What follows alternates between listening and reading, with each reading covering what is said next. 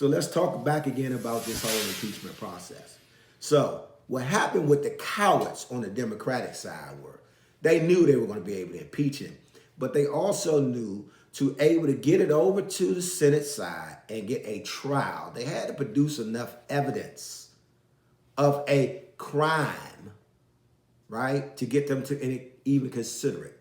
So this obstruction of Congress, what a hell of a term, okay? This whole other piece, come on, man. Come on, man. Why didn't you throw in bribery? Because that's clearly called out in the Constitution as an impeachable crime. But did they really want to remove him from office and set the stage for future presidents? Nah, they didn't want to do that. They wanted to do what they could as Democrats, hold face and be foolish enough and cowardly enough to say, we're not going to rock the entire boat because we still need that populist vote, those angry white guys. We need those people in the middle, and we need some of these minorities that's always aligned with us Democrats anyway, only because the Republicans aren't welcoming to them, not because we've done a great job for them. They don't have anywhere else to go. Independents ain't never going to win anything. So independents, minorities, and all normally line up democratically. So they're going to do enough, just enough, living for the city. Stevie Wonder. Hope I didn't bastardize that too much. Just enough for the city, okay? So they moved that over to the Senate where they knew it was going to get trashed and thrown out. So first they voted out any witnesses. They voted out any new documents and all that good stuff just to say, okay, we're going to do our constitutional duty by having a trial. The trial was a farce.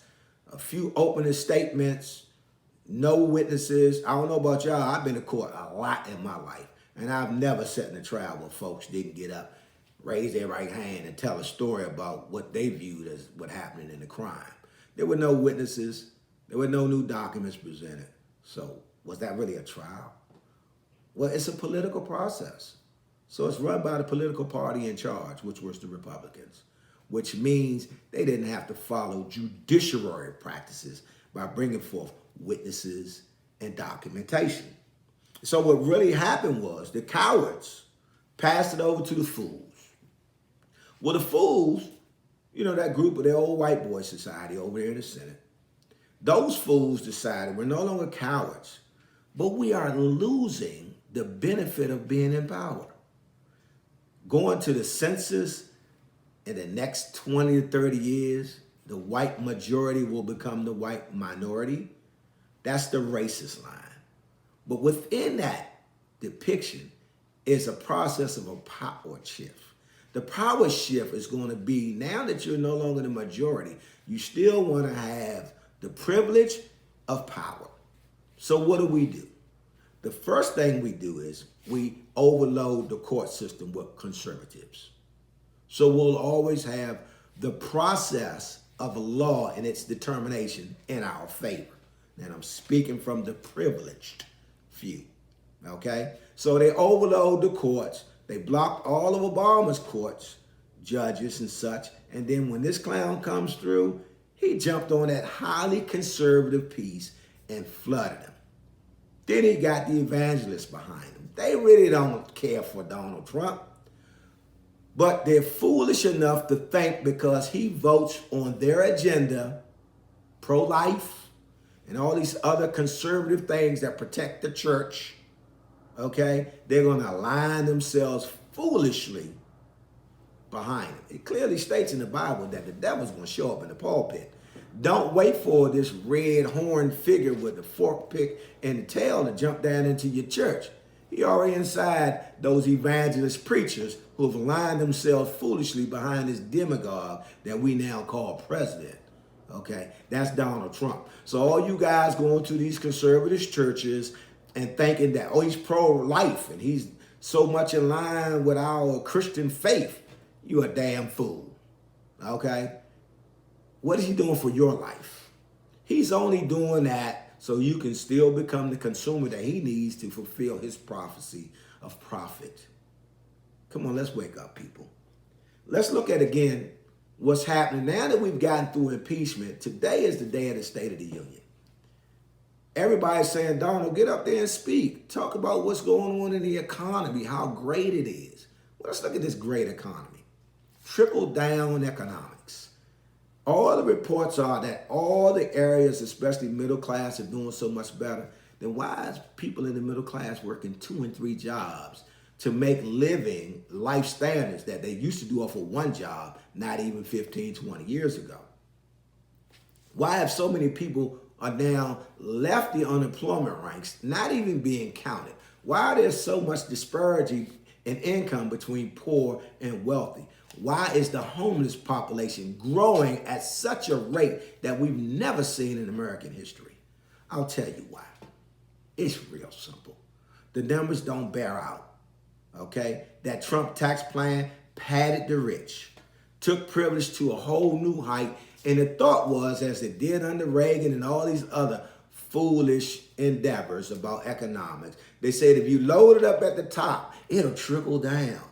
Dude, ladies, nothing ever trickles down. If it is, it's just droplings, okay? So that's what's happening. But they're reporting it in such a way that they're only looking at those who they can reach. The middle class that have phones, TVs, and the like, they're going to poll those guys. But the other guys who are barely making that AT&T bill, barely keeping that cell phone, house phone on, for those who still have house phones, barely keeping cable on. We done went from the cable to that new adjustable antenna because we can't afford cable just to get our local stations. You know, a lot of us are living at that line, just above poverty. They're not reporting on us. We are not enjoying the American dream. Home ownership, nah.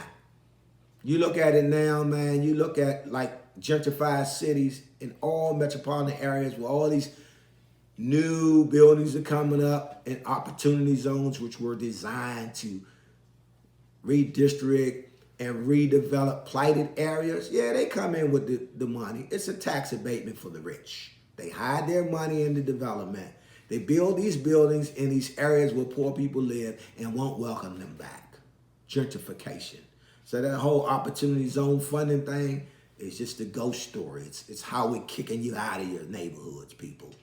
Okay?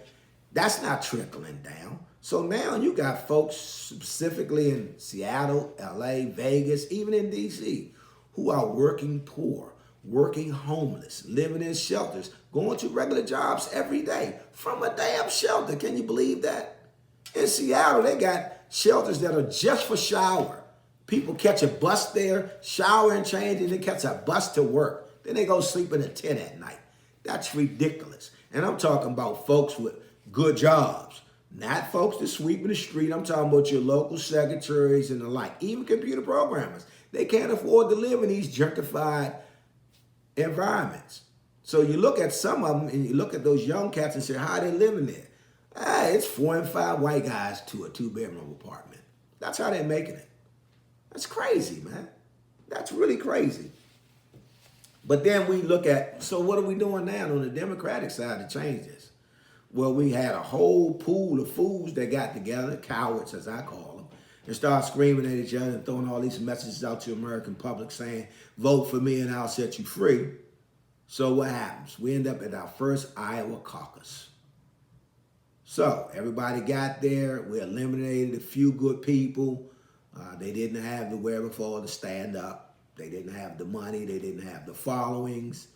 And now we don't have any more minorities other than Andrew Yang in the race for the Democratic ticket, which is cool. I ain't hung up on minority or majority. I'm looking for the best candidate that's going to make my life and my community lives better. Everybody got a spiel on how to do that. If we could put them all embodied into one person, we kick ass. But unfortunately, that's not the case. Okay, so let's look at the Iowa caucus, where they still haven't put out the results because they had some computer glitches. Well, you wouldn't have had those computer glitches if they didn't fuck up and let those Russians get in here in 2016 and mess up our voting and scare us half to death. Now we got to put new systems in place so we can count the votes, recertify and certify and all that. And then guess what? None of it worked. You know, you can't, scared money ain't never won no crap game for us dice shooters. Okay, scared people ain't never won no championships. Okay, thank you, Kansas City Chiefs. They were down, they weren't scared. They grouped together and they kicked ass. That's just how it works. Champions do champions moves. So let's look at those folks from the Democratic ticket that really matter. We got Joe Biden, Pete Buttigieg, Elizabeth Warren, Bernie Sanders, Mike Bloomberg. One by one, Biden. He's a safe pick. Safe. He's a member of that old boy white society, which means he's electable. He backed up Barack. He talks about being Barack's right-hand man quite a bit. That's to help us feel a little bit more comfortable. That doesn't say he's competent. Because back in the day, he made some stupid-ass votes on some stupid-ass suggestions, right? But he's kind of corrected the ship. So are we going to elect the right candidate or the one that we think that's best suited to kick Donald Trump's ass out? Well, if you're looking for the right candidate, for me, he's probably not it. But if I'm a realist and say who can beat Donald Trump, that means who can hold a Democratic vote and who can swing a few of those foolish-ass Republicans our way and get some of those people off the middle our way, and who the blacks know best, just name recognition, it'd be Joe Biden. He's really the only one that can actually be safe as a candidate to beat Donald Trump. Pete Buttigieg. Man, Pete. South Bend, Indiana, small Midwestern town. He could talk all that good, educated shit that he wants to. But let's talk about the elephant in the room. Because in Politicking Our Way, we honest, man. We honest. We started from the bottom, now we're here. So we don't got no damn reason for the folly. Ain't no folly here.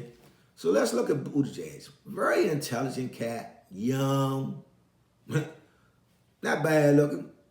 You know what I mean? He carries his own weight in most conversations because he's very well-spoken, very well-informed. But his personal lifestyle, I don't think it's going to ever cross into the other 50% of America, which is the conservative right. Now, we on the Democratic side and the non-conservative base would say, we don't mind having a gay president. That's right, I said it, a gay president. We don't mind having a first gentleman in the White House, but we know that's bullshit. We do mind. As an individual, he's a great person, I'm sure.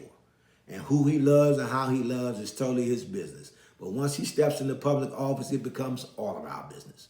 I'm not a homophobic. I got gays in my family. I got gay friends, all of that. But guess what? I am not all of America. I'm only a very small slice of it.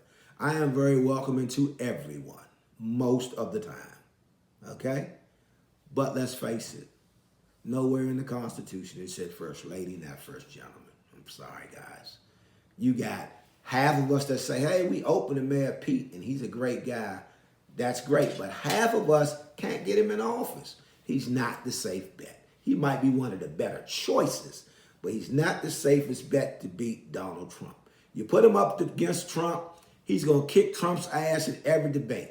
But at the end of the day, when you go into there and pull that curtain and pull that lever, just like when it was Barack Obama, you voted white or black, then you voted future or past. It's kind of the same thing with Buttigieg, but the only difference is the African-American vote pushed Barack over the top. Here in the African-American community, we're like most other communities. We kind of split on that whole gay thing. So we're not all together across the whole landscape for a gay president. I'm sorry, Pete Buttigieg, you're not going to make it. You're a competent and great guy, but you got baggage. Let's look at Elizabeth Warren. Oh, man, she's born as white bread. She's just like toast, man, without no butter. Good for you, but won't do shit for your taste buds. It's kind of hard to vote for the nutty professor. You know, she's very smart. She has good points. It's very hard for her to get them across because she don't have a whole lot of personality. She's kind of robotic. And let's face it, America, we ain't that damn smart. Hardly ever have we voted with our brains versus our heart. Are we really ready for a woman president? We ready, but we like charisma. We like style over substance. Let's be honest, we're a bunch of damn fools when we go to the voting booth. If we voted strictly on performance, knowledge, and needs, other people would be still in the race, like the Cory Bookers of the world. Other people, like the young lady from California, be still in the race, but that's not how we vote. We're not that damn smart. We're politicking our way, which means we got to be honest, right? So be mad at me, that's fine. But also look in the mirror at yourself and ask those questions. Elizabeth Warren, a good candidate, she can't be Donald Trump. He gonna Pocahontas her jokes to death. All of her good points are gonna be wiped out by his dumb, idiotic, narcissism actions during debates. And nobody's gonna listen to her because the court jester is gonna be over there making us all laugh. He did it with Hillary. He'll do it with Elizabeth Warren. She and Hillary are on the same platform to me. The only difference was Hillary had a lot of baggage with her husband, Blackwater, and a few other things, but Elizabeth Warren has not helped herself, connecting herself to the American Indians and a few other mistakes and bumps along. Who's the Traps? Productions.